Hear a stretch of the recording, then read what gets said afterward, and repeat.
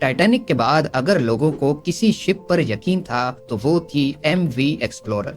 ये दुनिया की पहली क्रूज शिप थी जिसको खास बनाया ही बर्फ में चलने के लिए था। इसकी परफॉर्मेंस इतनी अच्छी थी कि इसने एंटार्क्टिका में कई शिप्स को रेस्क्यू करने का रिकॉर्ड भी बनाया है। लेकिन 23 नवंबर 2007 की रात को काले और वीरान सदर्न ओशन में इस शिप के साथ एक ऐसा हादसा पेश आया कि इसको बीच समंदर में ही अकेला छोड़कर निकलना कैप्टन की मजबूरी बन चुकी। में समंदर के रास्ते एंटार्क्टिका का सफर करना तकरीबन नामुमकिन समझा जाता था, क्योंकि वहां पर समंदर बर्फ से भरा होता था और इस सूरत में किसी नॉर्मल शिप का वहां पर जाना मौत को दावत देने जैसा ही था। मगर एक स्वीडिश अमेरिकन बिजनेसमैन एरिक लिंडब्लेड ने इसे चैलेंज समझकर कबूल किया और एक ऐसी शिप बनाने का इरादा किया जो बआसानी एंटार्क्टिका का सफर कर सके, और जो लोग एंटार्क्टिका देखने का ख्वाब रखते थे वो अपना ख्वाब पूरा कर सके।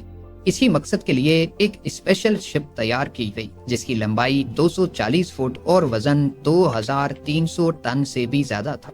इस शिप को लिंडब्लेड एक्सप्लोरर का नाम दिया गया। एक्सप्लोरर का कंपैरिजन अगर इतिहास की मशहूर शिप्स टाइटैनिक या फिर RMS ओलंपिक से किया जाए तो ये उनसे छोटी तो जरूर थी, मगर मजबूती में इसका कोई जवाब नहीं था। ये वो पहली क्रूज शिप बनाई गई थी जिसका मकसद पैसेंजर्स को एंटार्क्टिका के बर्फीले पानी की सैर कराना था। नॉर्मली ये काम आम शिप्स नहीं कर सकती। अगर कभी शिप्स को बर्फीले समंदर में जाना हो तो उनके आगे आइस ब्रेकर लगाया जाता है, लेकिन ये आइस क्लास 1A शिप यानी इसको बर्फ में चलने के लिए आइस ब्रेकर की जरूरत नहीं थी, बल्कि इसका बाव ऐसे डिजाइन किया गया था कि शिप के वजन से ही बर्फ टूटती जाती थी। इस शिप में 104 पैसेंजर्स और 54 क्रू मेंबर्स के लिए जगह मौजूद थी। क्रूज शिप में तमाम लग्जरी फैसिलिटीज के साथ साथ एक और चीज भी थी जो MV एक्सप्लोरर की शान में इजाफा कर रही थी, क्योंकि इसे खास तौर पर एंटार्क्टिका के सफर के लिए बनाया गया था और वहां मौजूद बर्फ से महफूज रखने के लिए इसके हल को डबल लेयर में बनाया गया था। लॉन्च होते ही ये शिप पूरी दुनिया में फेमस हो गई और लोग इस पर सवार होकर एंटार्क्टिका जाने की ख्वाहिश रखने लगे। असल में पहले इसका नाम तो लिंडब्लेड एक्सप्लोरर रखा गया था, लेकिन वक्त के साथ साथ इस शिप के ओनर्स भी बदलते रहे और 2004 में आखिरी बार इसको Toronto based travel company gap adventures ने खरीदा, जिन्होंने इसका नाम MV एक्सप्लोरर रख दिया था। इसके बाद ये किसी और मालिक के कब्जे में नहीं आ पाएगी, ऐसा किसी के वहमो गुमान में भी नहीं था। 2007 तक MV एक्सप्लोरर एंटार्क्टिका के 250 कामयाब सफर कर चुकी थी, लेकिन इसी साल के नवंबर में इसको एक ऐसे सफर पर रवाना होना था जहां से लौटकर ये कभी वापस नहीं आएगी। ये नवंबर 2007 था। MV एक्सप्लोरर अपने 19 रोजा सफर के लिए बिल्कुल तैयार थी।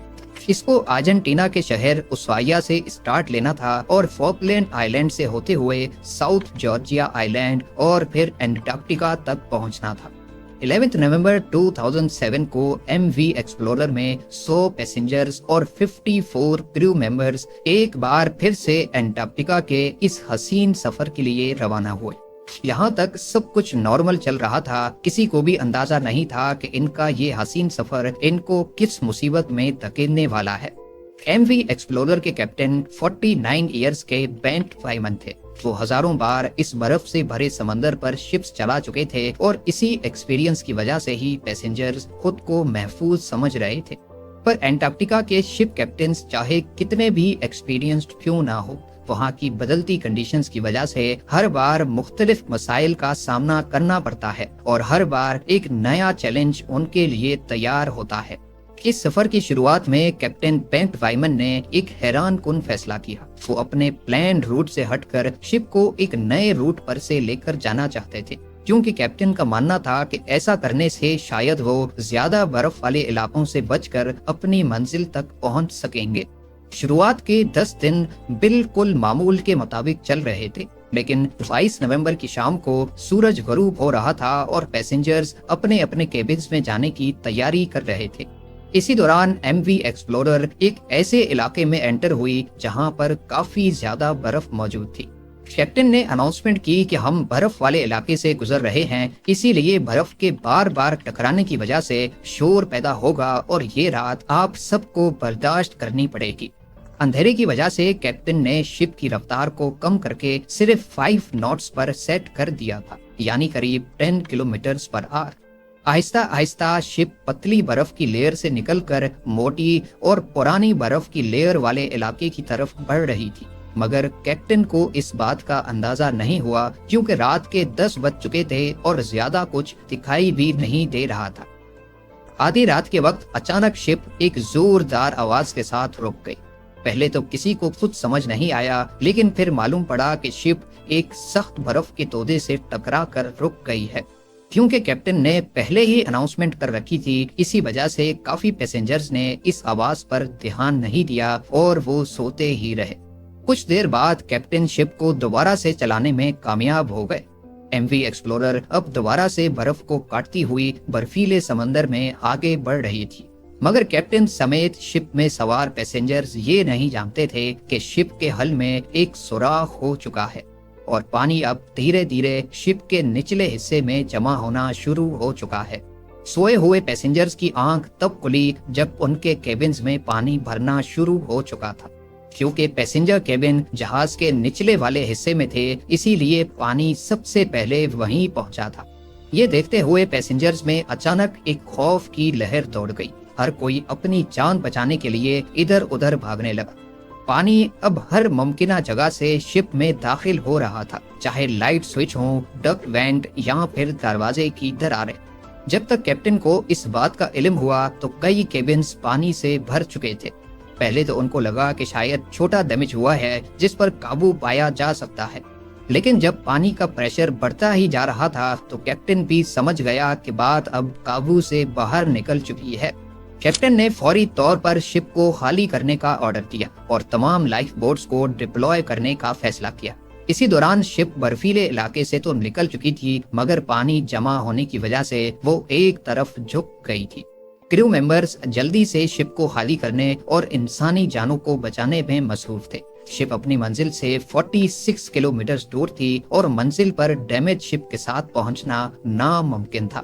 دوسری طرف مسئلہ یہ بھی تھا کہ انٹارکٹیکا کا یہ سمندر برف ہونے کی وجہ سے بہت زیادہ ٹھنڈا تھا اور یہاں کی ٹھنڈی ہوا کی وجہ سے لائف بوٹس پر زیادہ دیر رہنا بھی ممکن نہیں تھا۔ اسی لیے کیپٹن نے ایکسپلورر کے قریب موجود دوسری شپس کو SOS کے سگنلز بھیجنا شروع کر دیے۔ یہ سگنلز نیشنل جیوگرافک اینڈیور اور نارتھ نامی شپس کو بھیجے گئے تھے، مگر یہ شپس بھی کافی دور تھیں اور ان کا فوراً یہاں تک پہنچنا ممکن نہیں تھا۔ آہستہ آہستہ پانی ایم وی ایکسپلورر کے سیپریٹر روم میں جمع ہونا شروع ہو گیا۔ یہ وہ روم ہوتا ہے جہاں شپس کی تمام مشینری موجود ہوتی ہے، یعنی اسی روم سے ہی پوری شپ کو پاور دی جاتی ہے۔ اس روم میں پانی بھرنے کی وجہ سے اب ایم وی ایکسپلورر کی تمام الیکٹریسٹی بند ہو گئی۔ انٹارکٹیکا کے برفیلے سمندر کے بیچوں بیچ اب ایم وی ایکسپلورر بالکل اندھیرے میں تنہا کھڑی تھی۔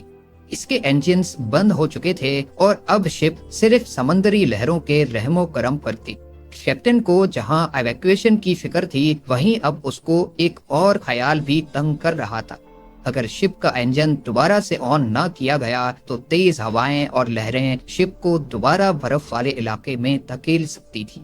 الیکٹریکل فیلئر کی وجہ سے انجنز کو مینولی طریقے سے آن کرنے کی کوشش کی گئی۔ خوش قسمتی سے یہ آئیڈیا کام کر گیا اور انجنز ایک بار پھر سے اسٹارٹ ہو گئے۔ کریو ممبرز نے شپ کو خالی کرنے کا پروسیس مزید تیز کر دیا۔ کچھ ہی دیر میں جہاز پر سوار تمام افراد 4 لائف بوٹس میں سوار ہو کر ٹھنڈے ترین پانی میں اتر گئے۔ کچھ دیر تک کیپٹن اور چند کریو ممبرز شپ کو سیدھا کرنے کی کوشش کرتے رہے، لیکن آخرکار انجن ایک بار پھر سے بند ہو گئے۔ اب ایم وی ایکسپلورر میں پانی تیزی سے بھرتا جا رہا تھا اور کیپٹن کو جلد از جلد کوئی فیصلہ کرنا تھا۔ لہٰذا کیپٹن اور چند کریو ممبرز بھی شپ سے اتر کر لائف بوٹس میں سوار ہو گئے۔ اب یہ 150 سے زیادہ لوگ لائف بوٹس میں موجود ٹھنڈے ترین سدرن اوشن میں کھلے آسمان کے نیچے کسی مدد کا انتظار کر رہے تھے اور ٹھنڈی ہوا ان کا انتظار مشکل سے مشکل بنا رہی تھی۔ اگلے 4 گھنٹوں تک یہ انتظار جاری رہا اور آخرکار ایک شپ ان کو بچانے کے لیے پہنچ گئی۔ یہ نارڈ شپ تھی جسے کیپٹن نے SOS کال دی تھی۔ تمام لوگوں کو تو کامیابی سے بچا لیا گیا، لیکن MV ایکسپلورر کے نصیب میں ڈوبنا ہی لکھا تھا۔ MV ایکسپلورر کے اس حادثے پر ایک انویسٹیگیشن ٹیم بھی بٹھائی گئی، جس سے یہ نتیجہ سامنے آیا کہ یہ نقصان کیپٹن بینٹ وائمن کی غلطی کی وجہ سے ہوا، کیونکہ کیپٹن نے جس برف کو پہلے سال کی پتلی برف سمجھ کر شپ کو اس علاقے میں داخل کیا، اصل میں وہ کئی سال پرانی برف کی موٹی لیئر تھی۔ آج MV ایکسپلورر کا شپ ریک پینگوئن آئیلینڈ سے 25 میل ساؤتھ ایسٹ میں 1300 میٹر کی گہرائی میں موجود ہے۔